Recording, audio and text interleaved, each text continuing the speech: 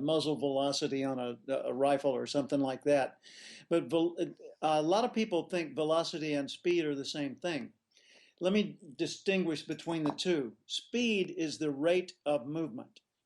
So you can go 200 miles an hour in a circle, and your speed is 200 miles an hour, but your velocity is zero, because velocity is the rate of advancement toward the goal.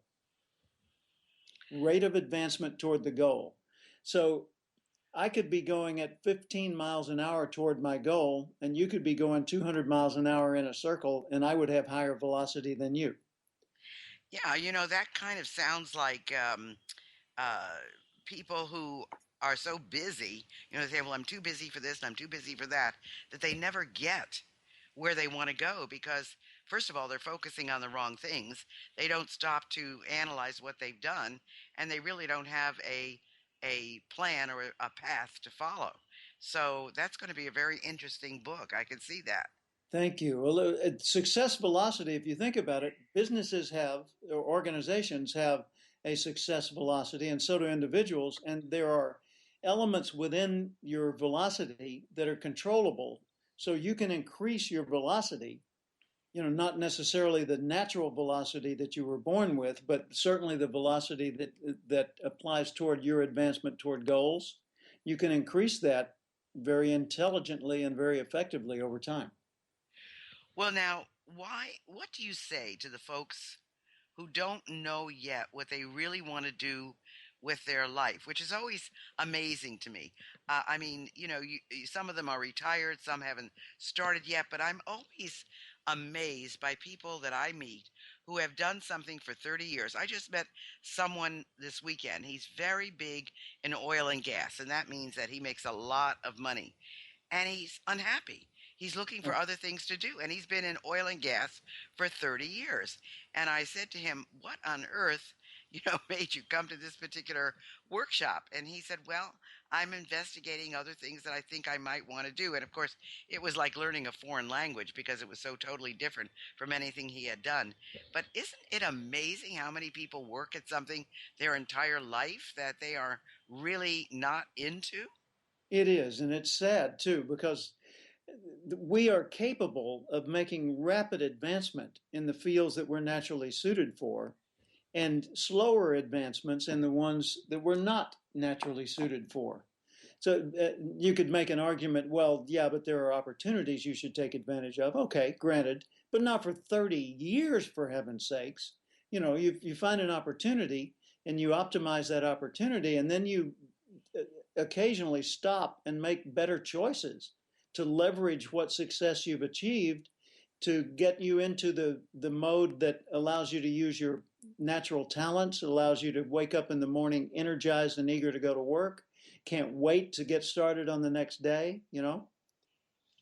Well, I know. I always say to people, I wake up with a smile on my face and I go to sleep with a smile on my face, and that's because I love what I do. And it's so sad to me that there are people who are not like that, and of course, they aren't really living regret free at all.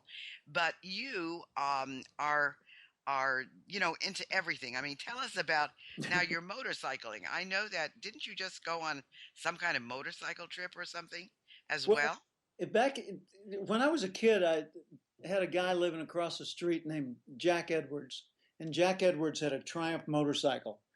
And he was a rebel. He was one of those that took the mufflers off of it and it annoyed all the neighbors.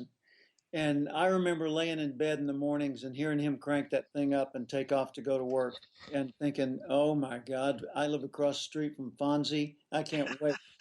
Of course, Fonzie didn't exist yet, but still, that's basically who this guy was, and he was my hero. I wanted to grow up to be like Jack Edwards, and so when I was 13, my dad got me a motor scooter. I mean, it wasn't like Jack's Triumph, but it was cool nonetheless, and it was mine. And so I got into motorcycling, and years later, I got a bigger motorcycle, a BMW, and I did a lot of riding.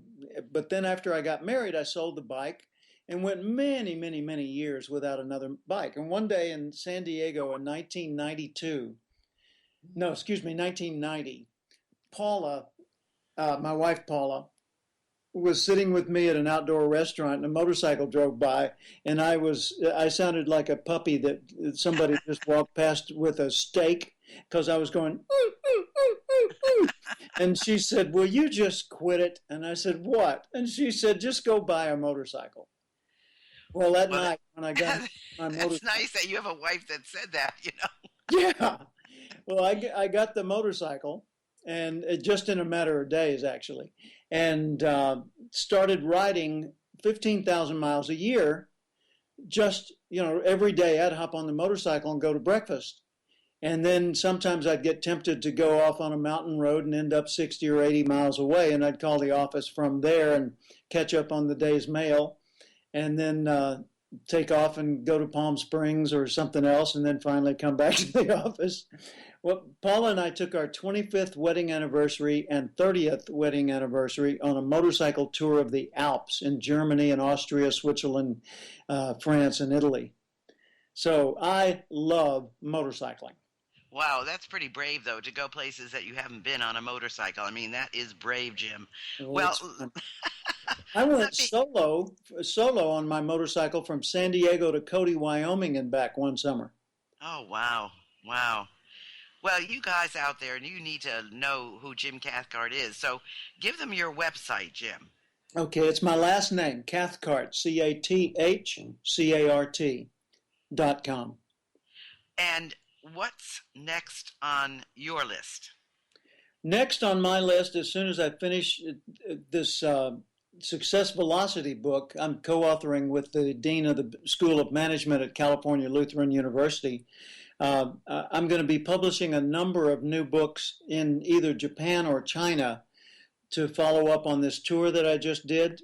Also, I'm active with an organization called Thrive15, Thrive15.com, out of Tulsa, Oklahoma. I just recorded about 120 15-minute video lessons there, and it's beginning to air starting this week on their network.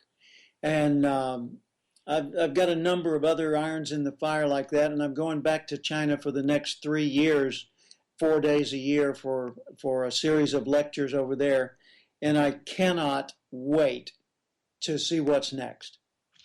I think that's fabulous. And I just found out a new fact about Paula. I didn't know she sang. So the next time I see the two of you, I'm going to have to put her to the test because I never knew she sang. She never said a word. You never said a word. You were always the one up on stage, and she was sitting in the audience. And that's nice to know. Well, bless your heart. Thank you. Well, you can also go to our music website and see video clips of me and her singing. Oh, and is that a The different music site? website is guitarmusiclive.com. Guitarmusiclive.com. Oh, fantastic. I'm going to do that. Well, Mhm. I tell you, Jim I've known Jim for, oh boy, probably 35 years now. I just got Yeah. my 35-year pin to the National Speakers Association. And Jim has won the Cavett Award. He's been president of NSA. He's a leader in the industry. He came up with the 8 competencies. I mean, he's just a wonderful person to know. And you should really go to his website, Cathcart, CATHCART.com, because he's just a wealth of information. He has so many good resources for you that you will really miss out if you don't go there and experience them. So buy his books and see what he has to say. And if you're looking for somebody who's a great speaker for your organization, definitely be in touch with Jim. But he is personifying what we talk about on this program, which is living regret-free. He is a performer, he's a motorcyclist, he's a hiker, he's a writer. He's doing everything. So don't let age or don't let, it's too late. Don't let those things bog you down because it never is. So I really want to thank you for being with us today, Jim. And is there any last thought you'd like to leave with our audience? Well, first off, thank you for those wonderful comments, and I appreciate that very much. You are indeed a sweetie, as I've always known you to be.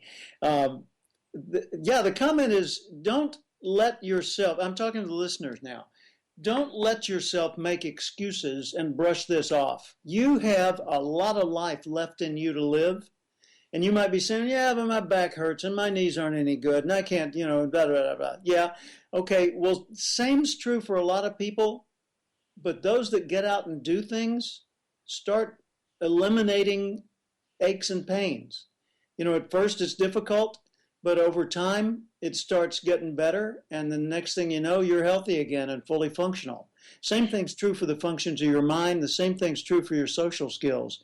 Stop isolating yourself, get out and connect with people, open the door, walk outdoors, and force yourself to stay there for a while and figure out next steps. And with that, we're going to say goodbye. Thanks for all your advice, Jim. Loved having you. Thank you, Gail. Take care.